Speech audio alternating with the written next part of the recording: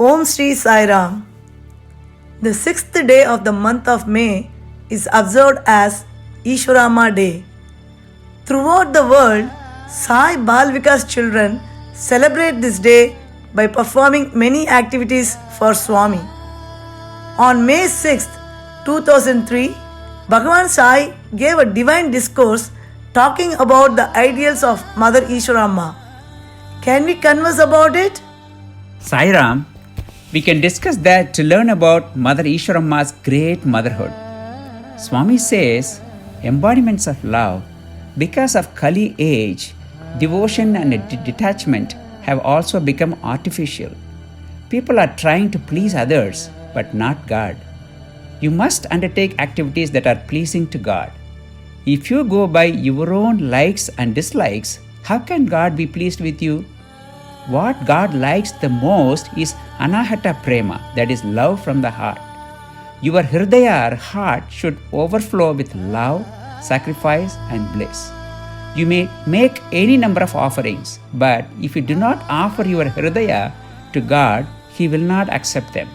He may pretend to have accepted those offerings, but He will ignore them. You should offer Him that which pleases Him. That is Hridaya, which is called Anahati. It is the center of love and bliss. In fact, it is the basis of everything. If you do not offer such a sacred heart to God, what is the use of other offerings? God is not interested in such artificial offerings. If you come across poor people, give them what they require. If they are shivering in the cold, give them a blanket. You should give them what they need, but not what would you like to give them. Sai Ram, can you say what Swami described about his boyhood and Mother Ishwarama? Certainly. In those days, that is Swami's school days, when we returned from the Bukkapatnam school in the evenings, Mother Ishwarama would lovingly inquire as to what happened in the school that day. She had no formal education at all. One day, the children told her, "Mother, today a teacher by name Kondappa made our Satya stand up on the bench." Then the children started criticizing the teacher. Mother Ishwarama intervened and said, "Children, you should not talk ill of your teacher. No teacher would punish his student without a proper reason. Our Satya might have committed some mistake." Then she asked me, "Satya, what is the mistake you committed?" I told her the facts, including the following conversations that happened at school. Kondappa ordered the students, "Whoever has written the notes should place it on his table. Others should stand upon the bench." I had not written the notes. That was my mistake. Hence, I stood upon the bench. I also said something which was more than necessary. I said, "Sir, can all those boys who have taken down the notes answer your questions? Though I have not written the notes, I can answer any question that you might ask." Kondappa thought I was egotistic and ordered me to stand upon the bench for 3 periods. I obeyed him and stood upon the bench. Meanwhile, the other teacher, Mahbub Khan, came to the class. He was a Muslim and a noble person. He was pained to see me standing on the bench. He asked, "Kondappa, why have you made this boy stand upon the bench?" "He has not taken down the notes, hence the punishment," said Kondappa. Mahbub Khan defended me, saying, "So what if he has not taken down the notes? He can answer all your questions, and that is enough. Ask him to sit down." But Kondappa insisted that I should be punished as I had disobeyed his command. The bell rang and Kondappa had to go to another class, but he was unable to get up from the chair. Initially, he thought that his dhoti had got entangled to a nail in the chair, but that was not the case. He was stuck to the chair. When he tried to get up from the chair also came along with him. Then Mahbub Khan said, "Kondappa, he is not an ordinary boy. He is one of great divine powers. You have punished him without a proper reason. At least now ask him to sit down." Kondappa realized his mistake and told me to sit down. Immediately, he could get up from the chair. When all this was narrated to Mother Ishwaramma, she said, "Dear Satya, you should not punish your own guru or teacher." I said, "I did not punish him. In fact, he punished himself." She imparted a sacred teaching to the children, saying, "My dear ones, you are going to school to study. Whatever you learn, put it to proper use. Only then will you be called truly educated and earn the appellation Sakshara. If you do not make proper use of your education, you become a Rakshasa, that is demon. Make efforts to earn the title of Sakshara." Then she told me, "Satya, at any time, under any circumstances, do not cultivate hatred toward anybody. Love all and you will be loved by all. In fact, there is no trace of hatred or enmity in me at any time. I love all. That is why everyone loves me. If we do not love others, how can we expect others to love us? Give love and receive love. It is not a one-way traffic. You should give and take." In this manner, Mother Ishwaramma taught the children many sacred ideals. One need not have any formal education in order to impart such sacred teachings. Sai Ram, what did Swami explain further about Mother Ishwaramma's noble life? Swami continued, "There are many who are highly educated, but what is the use? They do not put their knowledge to proper use. Having received many sacred teachings, you should practice at least one of them. You perform worship and sing bhajans with devotion. It is enough if you practice and experience at least one word of the bhajans you sing. For example, you extol God as Prema Swarupa, embodiment of love. Accordingly, you should develop love and share it with others. Only then can you understand and experience divinity."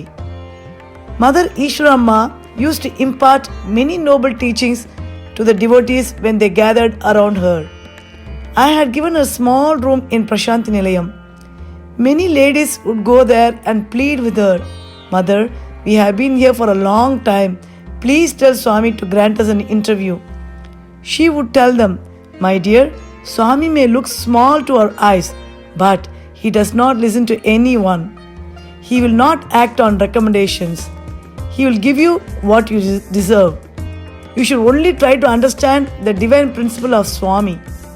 In this manner, you would give proper guidance to the devotees." One day, she told me, "Satya, your name and fame have spread far and wide. The whole world is coming to you. Please bestow peace on the world with your sankalpa, will." I told her, "It is not that I have to make a sankalpa for world peace. Each one must attain peace by himself, because man by nature is the embodiment of peace. He is the embodiment of truth. He is the embodiment of love. You have to manifest your love. You have to experience peace within. You have to follow the path of truth. Satyam vada, dharmam chara. Speak truth and practice righteousness." Sai Ram, what does Swami say on how to revere and pay respect to our mothers? Swami says, you can achieve anything when you follow this principle. Since ancient times, there have been many noble mothers who have guided their children on the right path. The future of the nation rests in the hands of mothers. That is why one calls one's own country as motherland. Bharat, India, is the birthplace of many noble mothers. Our ancient culture has accorded first place to the mother. Father comes only next. Even on an invitation cards, we write Srimati and Sri. The husband may be highly educated and occupying a position of authority. He may be the president of the nation. Yet, we cannot write Sri and Srimati while sending an invitation. Srimati has to come first. Since ancient times, women are treated with great reverence and respect in Bharat. This land of Bharat is highly sacred.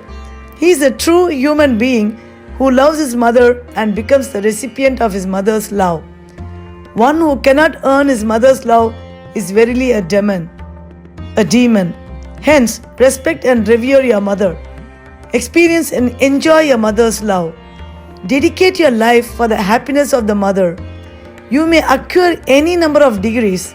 You may undertake any number of sacred activities, but all of them will prove futile if you do not please your mother.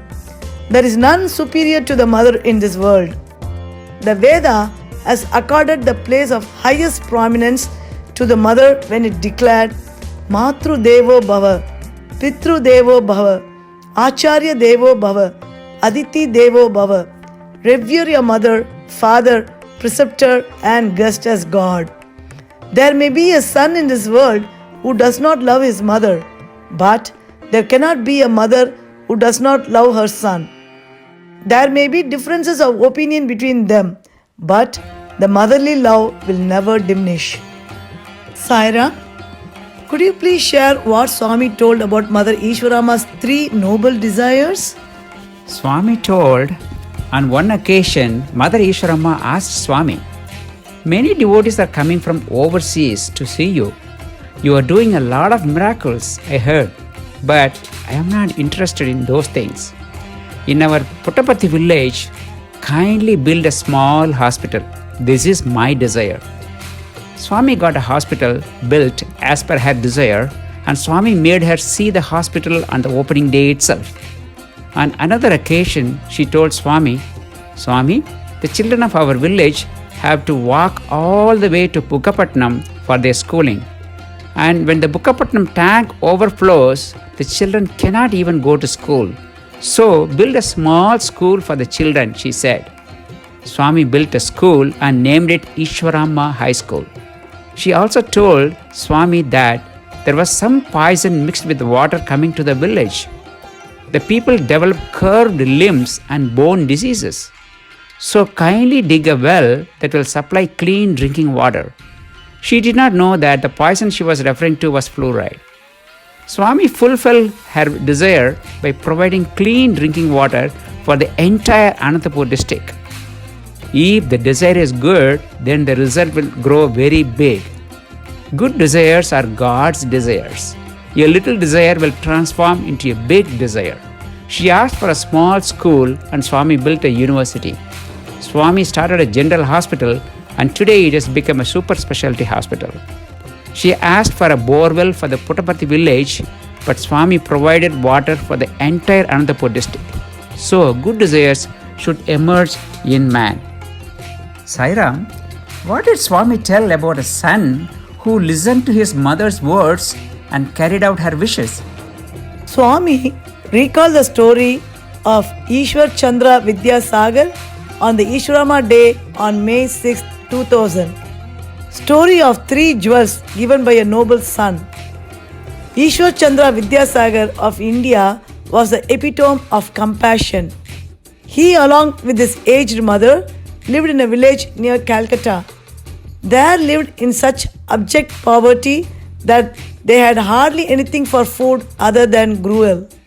As Vidyasagar had sincerity and earnestness, he used to study even under street lights.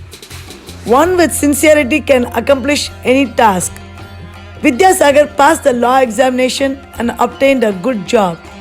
Neither happiness nor sorrow is permanent. One follows the other with the passage of time. Likewise, Vidyasagar's days of poverty were over as he was drawing a handsome salary. One day, he told his mother that he wanted to buy some good saris, Indian dresses, and jewels for her as he was earning enough money. He asked his mother to express a wish. The mother said that she did not need anything at that time and would express a wish at the appropriate time. Being an obedient son, he would never force his mother on any matter. As months passed by, his salary increased substantially. On a Sunday, he sat by his mother's side and said, "Mother, I have a lot of money with me. Pray you express your wish at least now." The mother said, "Son, I want 3 jewels." As there is no school in our village, the children are forced to walk long distances to attend school. The parents are concerned about their safety and spend anxious moments till they return from school in the evening. So, Please construct a small school in our village. This is the first jewel I desire from you. Accordingly, Vidyasagar got a school constructed in his village. After some time, his mother expressed a second wish. She said, "Our villagers are suffering from lack of medical facilities. When the children are afflicted with any disease, the mothers must carry them to the town for treatment. So, I want you to construct a small hospital in our village. This is the second jewel I expect from you." Vidyasagar built a hospital too. As days rolled by, Vidyasagar's name and fame spread far and wide. People were all praised for his social activities. After some time, his mother expressed a third wish. She said, "Son, the water in all the wells in our village has been reduced to a trickle. The villagers are suffering due to lack of drinking water. So, I want you to make arrangements for water supply in our village." As per his mother's wish, Vidyasagar provided drinking water to the villagers. His mother was overjoyed. She blessed her son, saying, "I wish every mother had a noble son like you who dedicates his life to the welfare of the society." Thus, Swami explained the importance of every one of us obeying and revering our mothers. Jai Sai Ram. Jai Sai Ram.